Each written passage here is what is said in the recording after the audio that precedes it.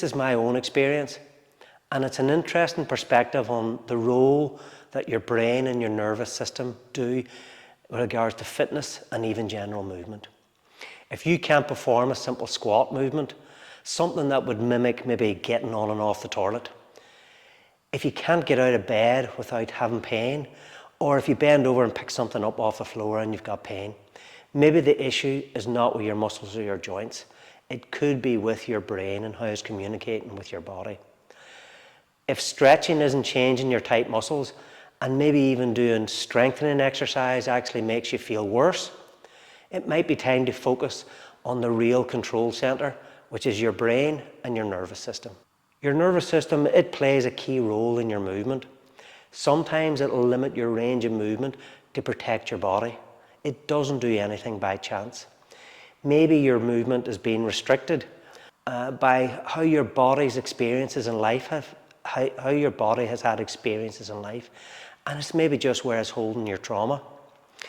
Learning to work with your nervous system rather than against it is essential for overcoming these simple challenges. Reprogramming your brain and teaching your body that it's safe to move again, that could be the key to getting you back into a normal, pain-free life. If you use gentle, simple reflex releases, why not retrain your nervous system to improve the communication between your brain, your nerves, and your muscles?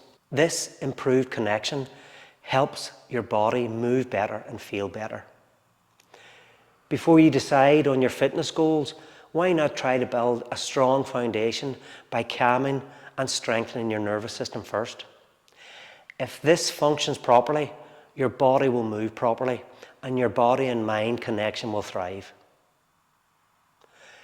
One place to start is looking at your nervous system and to decide whether that's what I call neurologically organized or not. What does that mean? What does that sound like? For me, simply, that means messages from your brain going up and down your body, going to the left hand, right hand side, and from the front of your body to the back of your body. We can do this easily and quickly and see the effects on how you move, how your balance, how your coordination, your speed, or even your power can improve. We'll always need a baseline for assessments. And for this today, I'm just going to use a single leg stance. I'm going to be doing that on my left and my right hand side, and I'm going to start with my eyes open and see how long it takes before I lose balance. If that's too easy, you can make it harder by trying with your eyes closed, but I suggest starting with your eyes open first.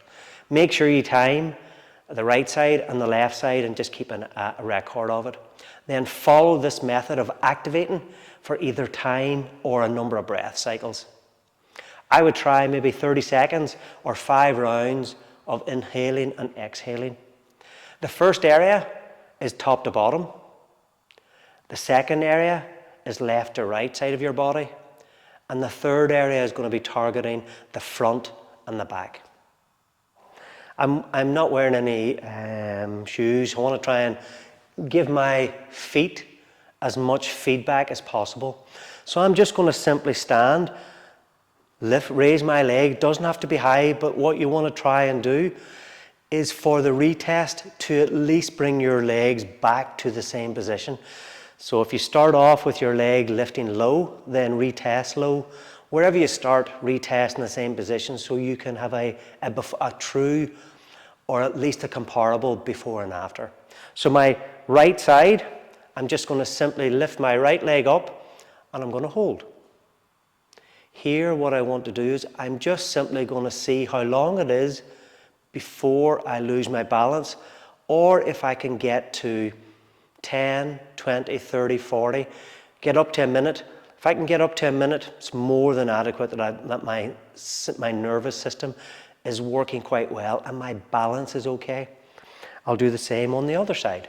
So again, I'm standing on my right and I'm going to lift my left leg. Now immediately I feel that my right foot is working much harder than my left foot was working. I can still balance, but I know my foot is starting to cramp a little bit. My ankle is moving left and right, and you'll probably see I'm sort of a little bit more unsteady on my right side compared to my left. So the activation points are always going to use the belly button or around the belly button area. The touch is going to be a light contact point. Ideally, it's best done. If you can do it on skin, great. If you can do it through the t-shirt, that's also good. We're not pressing hard, but what we want to do is, if I was contacting my skin and moving it left to right, top to bottom, you will be able to feel that the skin moves with me. So I'm not pressing hard, but I'm trying to move the skin once I've done a contact point. So for top to bottom, I'm going to use top lip and bottom lip, and I'm going to reset those. I'm going to contact with light fingertip pressure on my top lip and bottom lip. And on my other hand, I'm going to just place on my belly button area. I'm going to contact, and I'm just going to start to rub. I'm moving my fingers up and down, left and right, clockwise and anti-clockwise. There is no real direction that's wrong, but you want to create lots of movement. Up and down, left to right, and front to back. I will continue to do this for either 5 rounds of inhale and exhale, or for 30 seconds. So that's targeting top to bottom.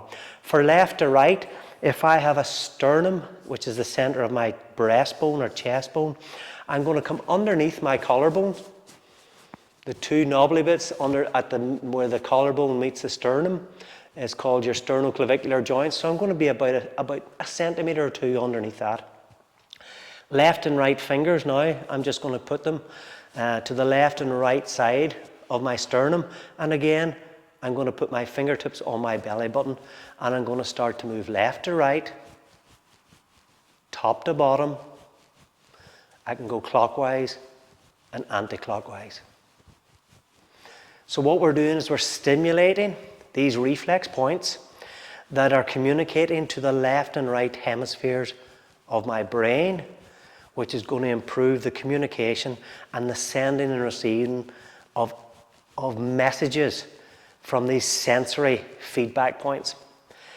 The front to back of my body is going to be belly button again, is going to be the master reset point. This time I'm going to put my hand on my sacral area. The purposes of clarity, if I put my finger, my middle finger, and it's pointing down towards my tailbone, I'm probably in the right area. Front to back. What I'm going to do is I'm going to rub top to bottom, left to right, and front to back.